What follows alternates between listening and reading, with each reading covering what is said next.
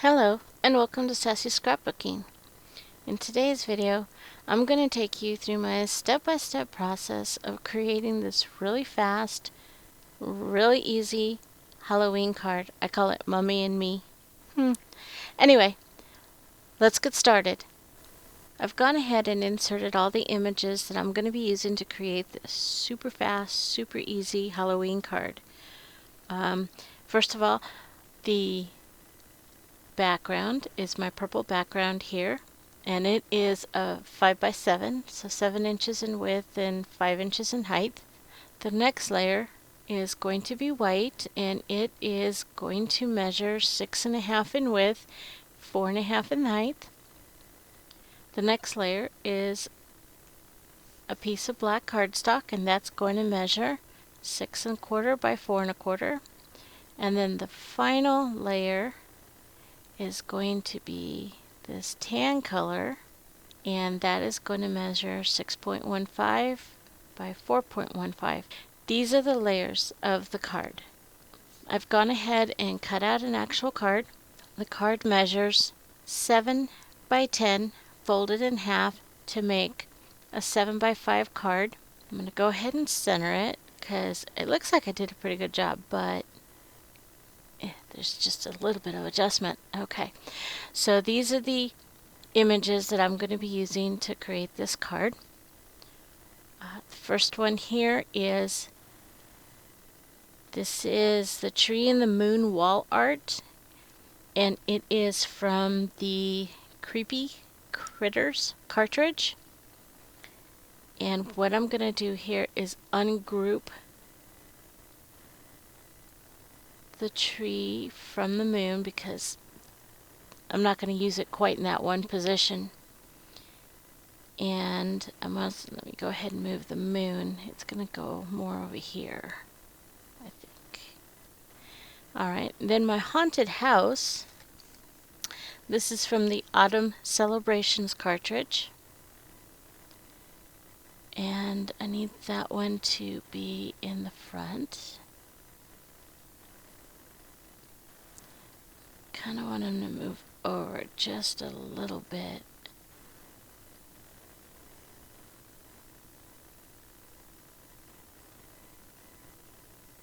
Something around like that.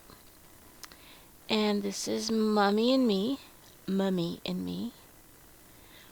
This is an image that I downloaded from the internet. I just thought it was cute and it would go good with this card.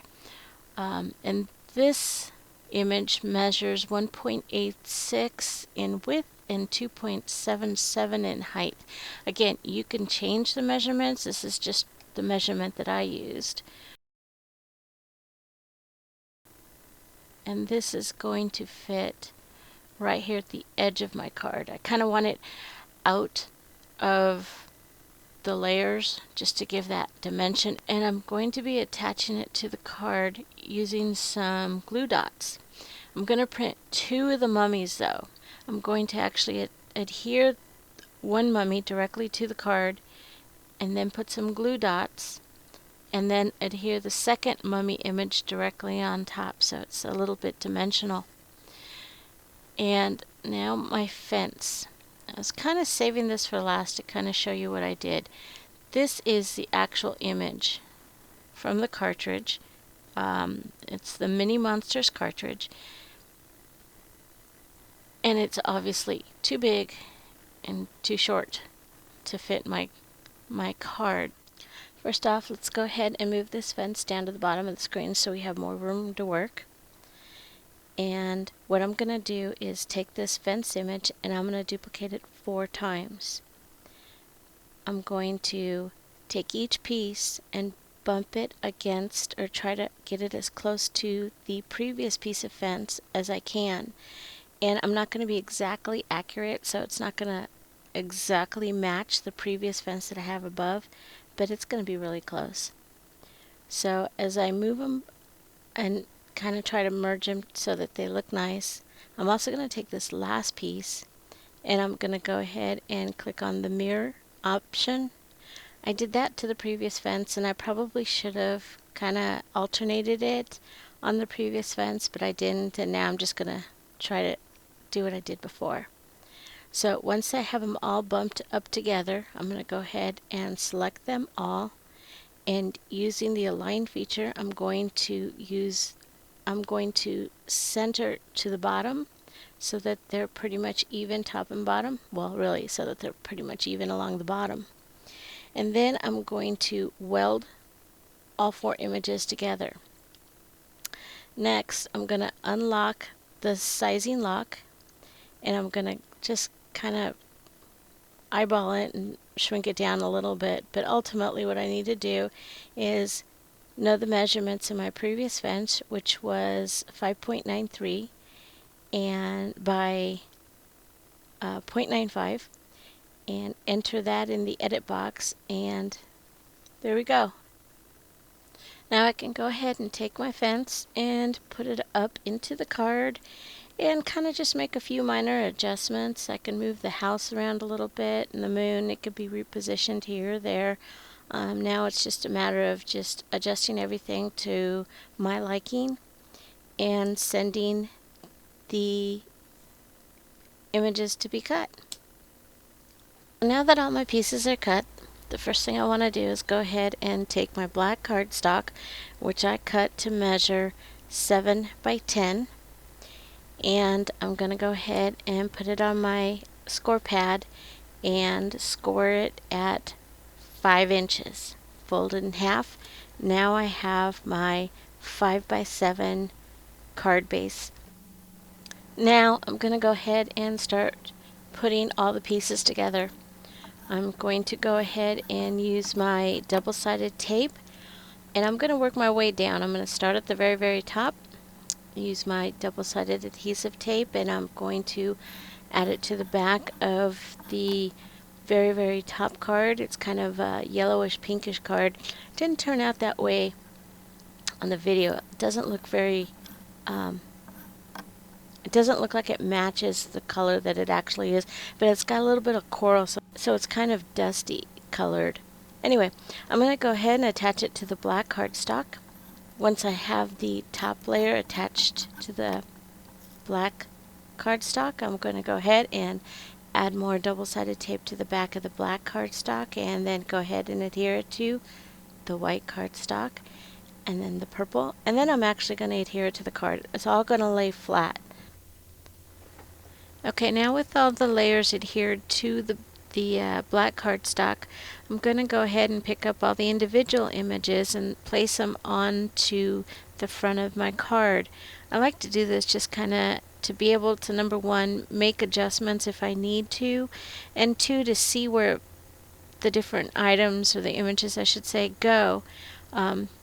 This just makes it easier. That way I can pick up one piece at a time and adhere it down to the card, and I can also see the order in which they should be adhered. Now that everything is where I think that I'm going to want it to be, I'm going to go ahead and on some of these images I'm going to use my tape runner and attach them, for example the moon, but on most of the images I'm going to go ahead and use my Tombow liquid glue, just because the items are so small and there's a lot of intricate pieces. You'll also notice that I dab my images with a tissue. Because I'm using the liquid glue, I tend to use too much of it, and it seeps through the edges, and I really don't want that on the card. Even though it is going to dry invisible, I usually use a tissue and place it on top to try to soak up anything that has, for want of a better word, oozed out from the sides of my images. Now to finish the card. I have my last 2 images, and I did make 2 of them, and what I'm going to be doing is using some glue dots in between the 2 images. I could have used double-sided foam squares or foam circles, but they're really thick, and I really didn't want that kind of a thickness in between the 2 images. And my glue dots are slightly big for some of the pieces of the images here, So what I'm doing is I'm just kind of cutting the glue dots in half and little quarters just so that they'll fit better. You don't really want to see the glue dots, you know, when the card is done. So anyway, so this is what I'm doing. I'm just kind of cutting down the glue dots to make them smaller in size, and they do tend to stick to my scissors. I bought these scissors because I had read somewhere that the black blade scissors are the best ones to work with the glue dot because they don't stick. And you know what, they, for the most part, they're really, really good, but they do stick sometimes, and that's when I have to use my tweezers and my fingers, and it does get to be a bit of a mess. Okay, so when I've got all the glue dots on, all I'm really going to do is place the second image directly above it and kind of squeeze them together. It just creates a small gap between the two images to create a little bit of dimension. And then I'm going to use my liquid glue and adhere the bottom image directly to the card. And I'm done. At this point, I would like to take one more moment of your time and thank you for watching my video at Sassy Scrapbooking. Please subscribe to my channel and watch my other videos. I will continue to add new videos as my adventures with the Cricut Explorer continue. Bye for now.